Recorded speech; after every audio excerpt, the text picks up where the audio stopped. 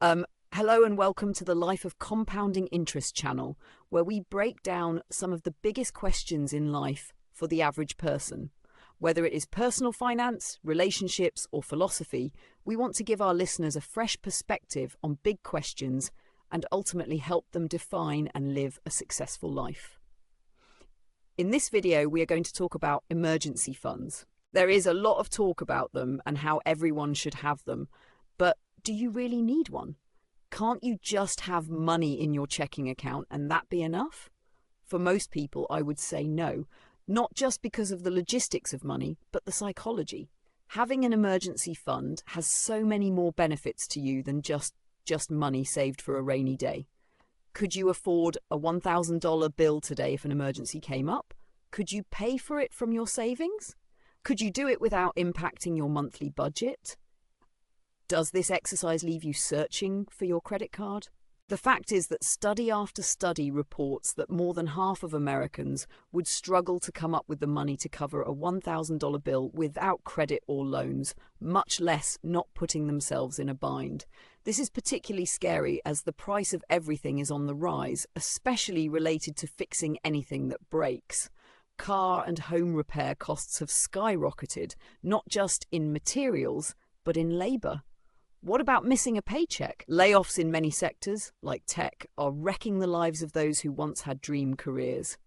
Time to get a new job seems to be stretching to new limits. I had a coworker remind me of the old adage of expect a month for every $10,000 you make. While I think that this is an exaggeration, you mean a $60,000 salary job takes 6 months to replace?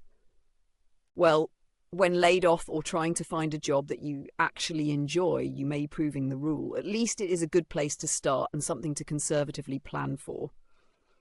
Every financial advisor is itching to bring up emergency funds here. That savings account accounts for the unexpected things that come up. Normally, it comes with a recommendation of 3 to 12 months of expenses set aside for these unplanned expenses or loss of income. You should absolutely have an emergency fund, but that implies that you build it and sit on it. Set what you want, put it in an account, and let it sit. I think this is earmarking that fund incorrectly, though. Yes, it can be used for emergencies. Yes, you should have a few months of expenses set aside for longer-term challenges, but this fund is not for emergencies. This fund is for freedom. Yes, freedom. Emergencies and unexpected bills will come, but how much are you actually investing in your freedom? What are the things that make you feel trapped? And how much do you do out of sheer obligation? Having that little or a lot of security set aside does something to your brain, something primal. It gives you control. Here are 4 ways that having a healthy savings account can impact your life. First, better decision-making in crisis. The first thing that having a freedom fund did for me, though obvious, was it alleviated a ton of stress. I grew up very poor. We never had an emergency fund. What that taught me was to be vigilant to avoid any major financial pitfalls and always have a plan. When disaster struck, life became a shell game of moving funds, bills, loans, and favours to get through this crisis. It was a lot of stress and a lot of work. So much so that I would find myself lying awake, thinking of how I could get out of the potential scrapes looming on the horizon. That level of stress does not lend towards sound or long-term decision-making. It activates survival mode at every level because every bad thing that could happen to you seems on the table. Loss of home and starvation somehow seem imminent if not dealt with. All of a sudden, with a little money set aside, I knew I could weather things as they came up. It helped me mitigate issues and better decisions in emergencies because as my emergency fund grew, the normal emergencies got smaller in comparison. I could think and act reasonably. Having that peace of mind not only alleviated stress, but it added clarity. Second, a boosted level of confidence. People do a lot of silly things to show status or feign confidence. Flashy things, bad habits, and toxic relationships, but they are too often tied to low confidence. While low confidence can be caused by an infinite number of things, but one that is generally universal is a lack of security. We need people and distractions if life isn't going as well as we hoped and planned. If we can trigger envy in others, or at least the attention, it is something that makes us feel like things are or will be okay. Bad habits can distract us by making us feel better, or at least less discomfort. Having money set aside will not cure all your social anxieties, but it does remove one major one, and that is the feeling that you are not secure in your finances. Knowing that all your bills are paid and that complete financial ruin will be a difficult thing for the world to inflict on you wears better than designer jeans. This is one factor in the I don't need anyone mindset. You do need people though, but you need them for all the non-material reasons. You need to be a value add to your community, and having your finances in order helps you be present and able to contribute as you, and not a walking charity case. You can share your experiences with building some buffer against the elements of life. After all, if you found out how to grow a reasonable amount of savings, you are already doing better than half the population. You can share that humbly and inspire others. You may only have $20,000 in savings, but you will feel like $1 million. Third, potential increased wages. When you have a safety net, you lose a bit of fear. People put up with a lot of stuff to keep their jobs. All that stuff that they simply put up with, like poor management, crossed boundaries, unsafe practices, even harassment, wears away at us. It stunts our growth by demoralizing us and restricting us from bringing our best selves to the work that we do. This makes work feel meaningless. Having to keep that job and keep quiet makes it hard to ward off the thoughts that you deserve or could have something better. Worse, it keeps us from making things better for others, so we all suffer in silence. When you can confidently say, I want this job, but I don't need this job, you are taking your career from passive to active. You're acknowledging your worth and dedication to your work. That is what gets promotions in many cases. Not overtime, saying yes, or even being the best at the job, but a dedication to wanting to be there, do a good job, and seek constant improvement. It is actually caring that makes good managers and employees.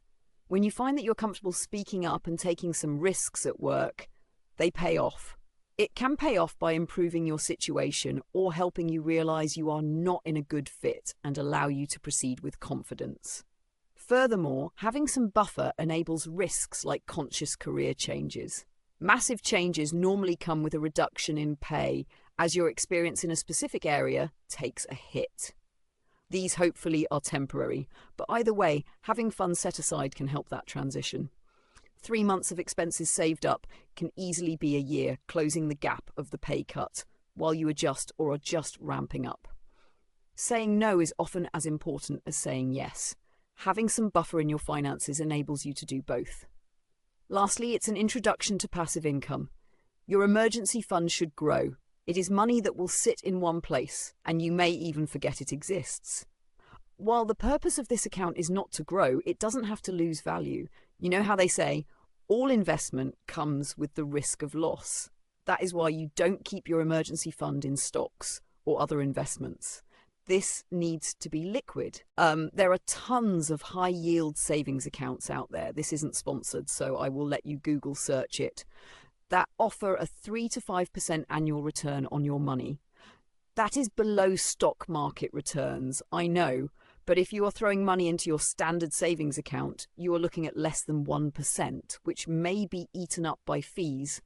Please research your banking options.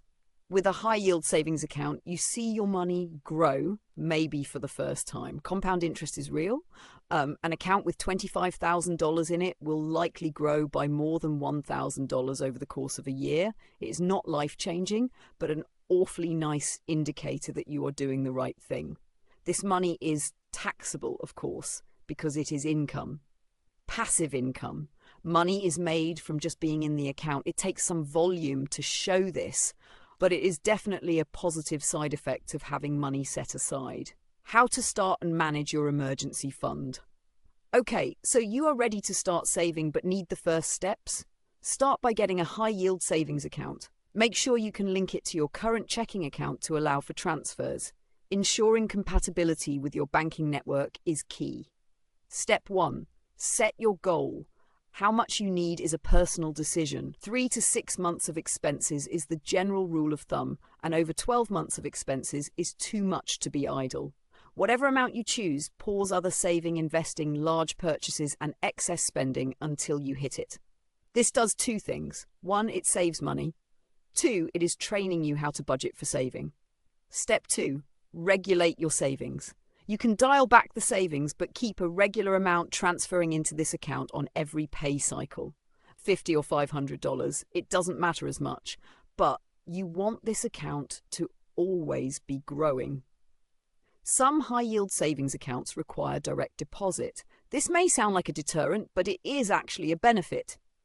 You can set your paycheck to go directly into your high-yield savings account, then schedule your weekly or monthly expenses to transfer into your checking account. Since your checking account is where all your spending happens, you can standardize how much money you are getting to spend that month and save the rest. This boosts your savings rate, since if you have months with that extra paycheck or bonuses, they are already saved, reducing the likelihood of splurging with the extra cash. Step 3. Know what you are doing with spillover. So you maxed out your emergency fund from the goal you set. Set up a place where you can invest your excess savings.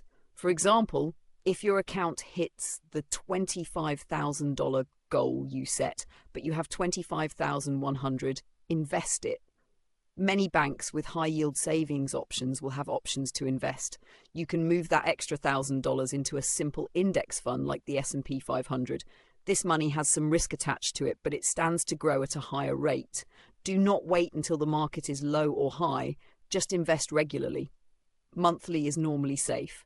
Keep this spillover separate from retirement funds and so on. This is operational investing, so if you need more than your emergency fund, this is money you can call on if something comes up more than your emergency fund, or if you want to make that big purchase.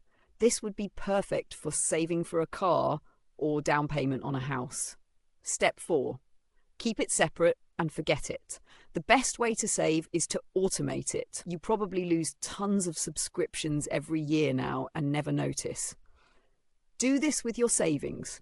Set it up to automatically withdraw an amount from your checking account close to when you get paid. Don't look at this account more than once per month, if even then. This is for emergencies. You should focus on keeping your checking account balanced and not needing this money. You should not buy anything you want with this money. And if it ever dips back below the minimum amount you set, you need to go back to step 1. The best way is to pretend it doesn't exist. If you have ever seen a fire alarm with break glass in case of emergency, this is the same way. Breaking glass takes action. It makes a mess and it has to be repaired. If you don't have to break the glass, don't break the glass. The impact of having a healthy savings account spans much farther than your finances, but adds many more economic and psychological benefits. I struggle with the statistic that only half of Americans have any savings and would like to prove it wrong or see it improve. I would love to hear your experience with starting your savings journey and the impacts it has had on your life. Let me know in the comments below.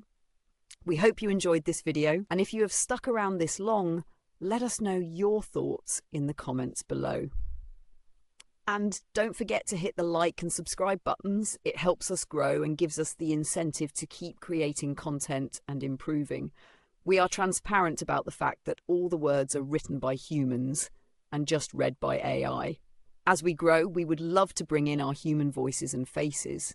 Thanks again, and we will see you in the next one.